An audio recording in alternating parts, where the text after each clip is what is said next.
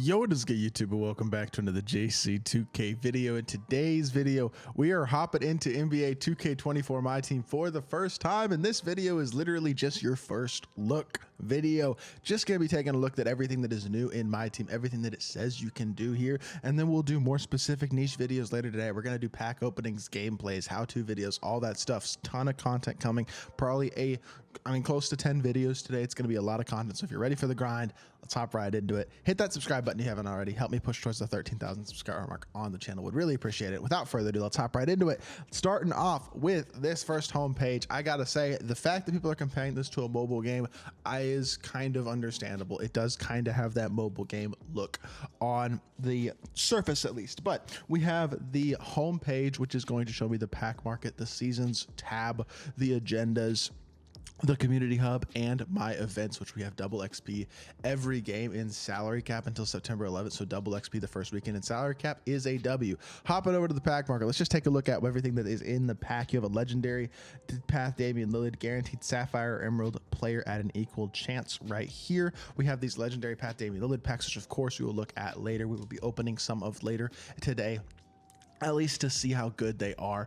But as you can see, the guys that are in this pack, you have an Emerald Shaden Sharp, Emerald Al Harrington, both could be okay. Sapphire Mike Miller, Glenn Rice, Wes Matthews, Ruby Lamar Odom, and Andre Iguodala. Your pack odds for this pack, I do believe, are going to be, okay, hold on, I don't want to buy VC right now.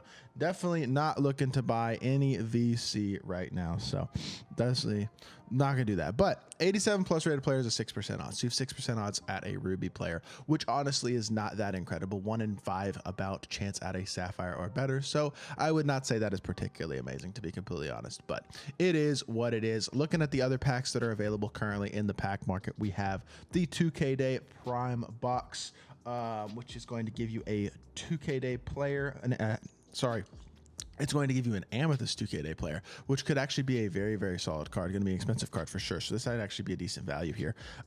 Maybe a Ruby and Sapphire equal chance pack. If that becomes a Ruby, that's a W.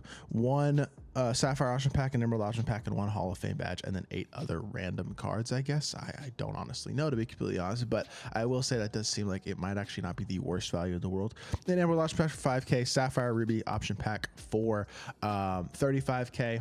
Sorry, not option pack, equal chance pack. And then we have the regular deluxe pack for 15,000 VC, 21,000 MT, and the 10 pack box, which honestly is pretty expensive for a 10 pack box. Gotta say, this seems like a lot of packs.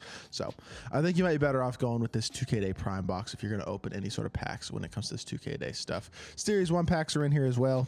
Pretty cheap, to be completely honest. I don't know how expensive these cards are, but that does seem pretty cheap. And then we have the injury heal pack here as well. Token market, really not much going on here. Generally, I would make a video breaking down the token market itself, but there's not that much to break down. You have a season 1 Sapphire Franz Wagner, a Ruby Daryl Griffith, and then a Amethyst Tom Gugliotta. You need all 3 of these players for Brandon Roy. All 3 of them might be decent. Haven't really looked at them too much yet.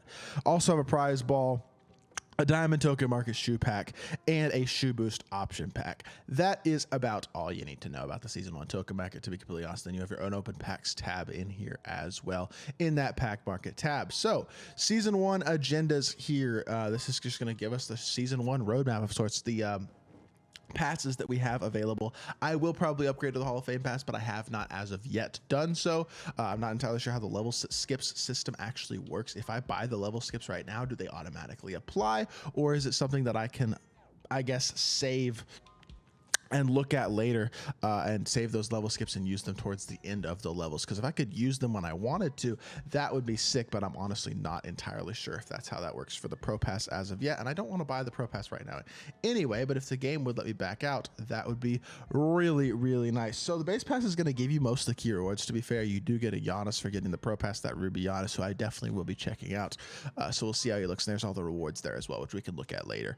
Lifetime agendas here. We got a bunch of welcome to my team agendas to get some stuff. Obviously, these agendas are not going to reward you with oh, these are all the unlimited rings stuff. Oh yeah, this is cool. So you got all these unlimited things, win these unlimited championship rings, and you're gonna get a bunch of option packs and cards and stuff like that. You get 24 of these rings, you get an exchange available for the start of the NBA finals. Like, they're thinking way ahead with this stuff.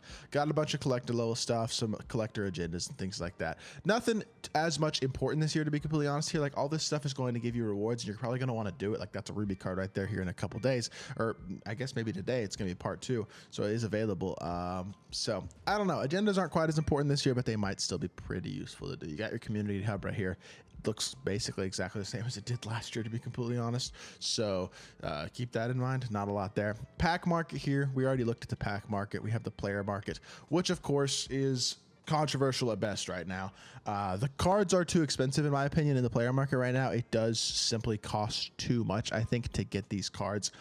To complete each of these sets, it's going to be very, very expensive right now. So I gotta say, me personally at least, not the hugest fan of how expensive these collections are looking right now. But like, let's see what this Andre Iguodala card is. He's 6'6". He's got an 83 ball, 85 driving dunk, 86 ball handle. Good perimeter defender. Doesn't have a good block or steal, but he's a very good perimeter defender. He's got 79 speed, 88 lateral quickness. Not the fastest, but not actually a bad card at all. Like, some of these cards are going to be decent. Like this Lamar Odom might be decent as well. 6'10" at small forward.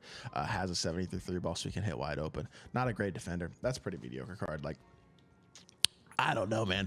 This is gonna be interesting. The exchange, not a ton of super valuable stuff in the exchange. The exchange generally is not that great, but at least they sorted it all better. I feel like they did a better job here with some seasonal and event tabs, player and pack things as well, some other exchanges. So that is kind of cool. Card grading is back. It's better this year. Everybody said that. Hollows, card grading, things like that give you more MT multipliers and stuff, which definitely does make them more valuable. It's definitely something we're gonna have to look into.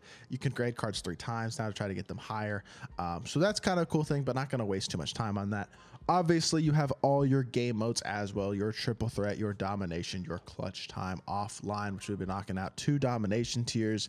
Will not be completing domination in all likelihood, to be completely honest. It's just not my thing, but if y'all want to, you can. Exhibitions are still in the game. I'm actually kind of surprised. I didn't really expect this to be a big thing, but I guess I'm going to throw out a player here, somebody who's not in my lineup, and we're going to move forward with Mr. James Bouknight in the exhibition there. So we're going to knock that one out. Multiplayer here, you got salary cap, clutch time online, triple threat online, unlimited, and co-op, as well as that championship brand that's going to be in here, and play with friends. Obviously, we'll take a look at each of these modes. We'll be playing, of course, all of those modes as well. And then we have this right here. The edit player tab is new. This is something that I do think is kind of cool.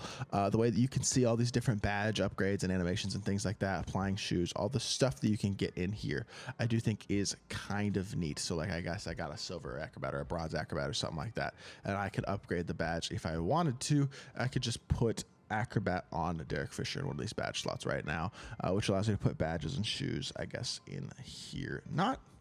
I guess we'll see how cool that is, or whatever, how that works. You got XP coins, which you can spend, obviously, to earn more XP for a certain period of time. So that's cool as well, of course. And that is about it. Lineups, you can have your different 5, 3, and 13-man lineups. So you can select one right here. So you can have multiple lineups for each different type of mode, which I think is cool as well. And that is about all there is to say right now, to be completely honest. I think that's everything that we have to look at on the main screen, just in my team on day one. Obviously, super excited to get into grinding and trying out all these individual modes and things like that. The way that the rewards are done is different this year. Hoping that it is pretty easy to make some MT. It doesn't look super easy right now, but I think it may be easier than we think when we start playing. And hopefully they maybe adjust these player market prices a little bit, because they're looking a little steep right now, and I don't know how. That might be a really bad thing for this game if that were to happen, to be completely honest. I'm trying to figure out, can you go into the player market and just look at every card? Like, can I look at Jason Tatum here? How do I even look at Jason Tatum? I can't even arrow over to him. So I don't know if I can even look at this Jason Tatum card or any of these cards right now and like see how to complete for each card right now, because I honestly don't know how to get in there. So that's kind of going to be challenging, because like I can look at this Horford card and I do want to look at it, but he's only 6'9", but he's got an 83 ball. Like, that's a stretch big right there. 86 interior as well. He's not super fast though, 59 speed. I really want to look at Chris Webber. Chris Webber's a card that I really want to see. I want to see what he looks like. And the game is not letting me right now, which is kind of annoying. But that's about all I'm going to do. I don't want to waste y'all's time anymore. So we're going to call this first video here. Lots more My Team coming, but this is our first look at 2K24, man. Game looks very interesting. Let me know what y'all are thinking so far. Hope y'all did enjoy the video. If you did, make sure you hit that like button, leave a comment, and subscribe. I'll be back with more 2K content very, very soon, and I appreciate y'all. Peace.